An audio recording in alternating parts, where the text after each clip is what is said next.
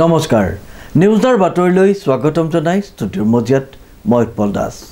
চাহক আজিৰ বাতৰি আউনীআটী বিশ্ববিদ্যালয়ৰ সাহায্যতে অনুষ্ঠিত হ'বলগীয়া উপহাৰ কুপন খেলখনিৰ সন্দৰ্ভত অনুষ্ঠিত হৈ যায় এখনি সংবাদমেল নিউজৰ ৰিপৰ্ট আউনীআটী বিশ্ববিদ্যালয়ৰ সাহায্যতে অনুষ্ঠিত কৰিবলগীয়া উপহাৰ কুপন খেলখনিৰ সন্দৰ্ভত অনুষ্ঠিত হৈ যায় এখনি সংবাদমেল খেল পৰিচালনা সমিতিৰ তৰফৰ পৰা জানিবলৈ দিয়া মতে অহা 11 ফেব্ৰুৱাৰীত অনুষ্ঠিত হ'ব উপহাৰ কুপন খেলখনি বহুকেইটা আকৰ্ষণীয় পুৰস্কাৰ থকা এই ব্যয়বহুল উপহাৰ কুপনৰ খেলখনি পূৰ্বে ঘোষিত যোৰহাট জিলা ক্ৰীড়া সন্থাৰ খেলপথাৰৰ পৰিৱৰ্তে টিয়কৰ কলিয়াপানী স্থিত শ্ৰী শ্ৰী আউনীআটী সত্ৰৰ চৌহদত অনুষ্ঠিত হোৱাৰ কথা সংবাদমেল জৰিয়তে জানিবলৈ দিয়ে খেল পৰিচালনা সমিতিয়ে গতিকে এই উদ্দেশ্য লৈ আমি এই এখন উপহাৰ কুপন খেল খেলিবলৈ লৈছোঁ এই উপহাৰ কুপন খেলখনত প্ৰায় 26টা পুৰস্কাৰ আছে তাৰ ভিতৰত 12খন চাৰিচকীয়া বাহন আছে ফাৰ্ষ্ট প্ৰাইজটো অ'ডি ছেকেণ্ড প্ৰাইজ ইন'ভা এনেকৈ ক্ৰমান্বয়ে আহিছে 12খন চাৰিচকীয়া বাহন আৰু 4খন মটৰচাইকেল এনেকৈ লৈ প্ৰায় 26টা মূল্যৱান পুৰস্কাৰ আমি দিছোঁ এই খেলখন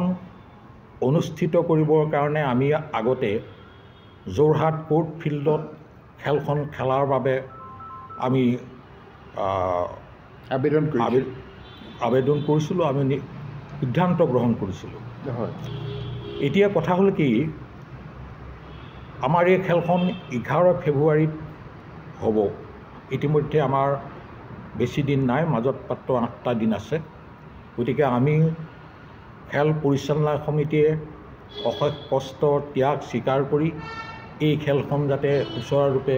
নিয়াৰিকৈ আমি পৰিচালনা কৰিব পাৰোঁ তাৰ কাৰণে আমি চেষ্টা চলাই আছোঁ আৰু এতিয়ালৈকে আমি প্ৰায় 8 লাখ টিকেট বহি আমি ৰাইজৰ কাৰণে 9 লাখ টিকেট বহি 9 লাখ বহি আমি ইতিমধ্যে 9 লাখ টিকেট 9 লাখ টিকেট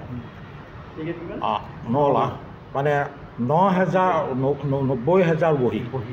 90,000 বহি 9 লাখ টিকেট আমি ৰাইজৰ মাজত উলিয়াই দিছোঁ আৰু এই টিকেটখিনি অসমৰ বিভিন্ন জিলালৈ আমি প্ৰেৰণ কৰিছোঁ বিভিন্ন জেগাত জিলাৰ পৰা আমাৰ কেইবাজনো এজেণ্টে আমাক সহায় কৰিছে ইউটিউবাৰবিলাকে আমাক সহায় কৰিছে